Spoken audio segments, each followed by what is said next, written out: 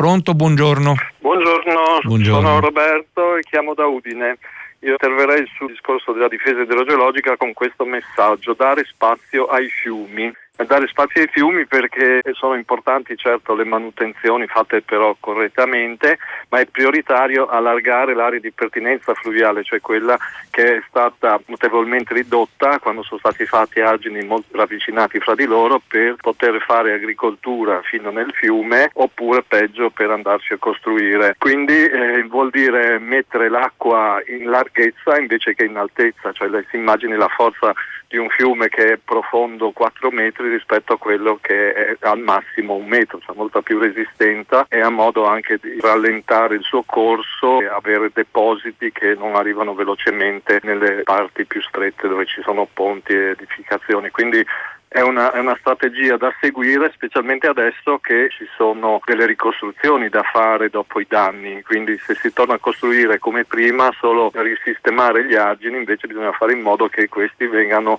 spostati e ricostruiti a notevole distanza. Se c'è una casa in area di pertinenza fluviale, non andiamo a difendere quella, ma facciamo in modo che venga ricostruita da un'altra parte, costa molto meno ed è più sicuro, come si fa in tante parti del mondo. Assolutamente sì, la ringrazio. Ancora un secondo, prego. Volevo dire che c'è la strategia europea per la biodiversità che prevede di liberare proprio 25.000 chilometri di corsi d'acqua, e quindi ci vuole una progettazione interdisciplinare, cioè quindi non solo l'ingegnere che fa una sezione tra pezzi e tutto è a posto, ma una complessità di figure, fra cui biologi, idrobiologi, e che magari si prenda a riferimento il Tagliamento, il fiume della mia regione che è considerato il re dei fiumi, per avere ancora grandi caratteristiche di naturalità che vengono studiate da studiosi di tutto il mondo, veramente. La ringrazio. Grazie a lei. A me sorprende sempre anche la competenza con cui tanti ascoltatrici e ascoltatori di Prima Pagina,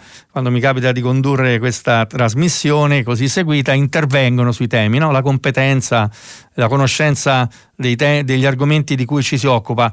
È così. Fa parte sempre di questa strategia della resilienza a cui ho fatto riferimento prima. Tra l'altro sono strategie che hanno il vantaggio di destinare alla cura e alla custodia del territorio, soprattutto di fronte agli impatti sempre più evidenti dei cambiamenti climatici. L'ambiente in cui viviamo, generano anche lavoro, danno spazio a nuove professionalità, consentono di mettere in sicurezza la vita delle persone, di ridisegnare, curare, rimediare gli errori che sono stati fatti. Voglio soltanto citare un episodio di cui sono stato testimone diretto quando lavoravo all'Espresso, e sono andato a fare un'inchiesta nel 90 in Valtellina. Ci fu allora, ricorderete, un ennesima disastro innaturale, chiamiamolo come va chiamato, in Val Malenco, e andando a fare questa inchiesta andai proprio sul luogo in cui il torrente era esondato, ha causato danni, vittime.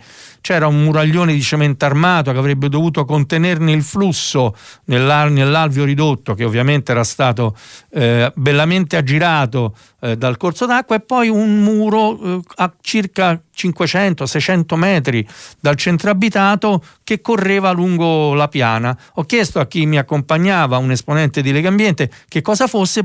Era l'argine disegnato dagli austriaci.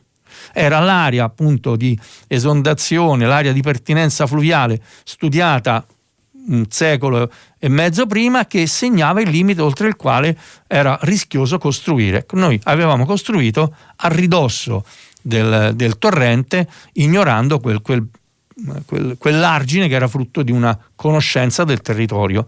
Poi alla fine il prezzo si paga, purtroppo.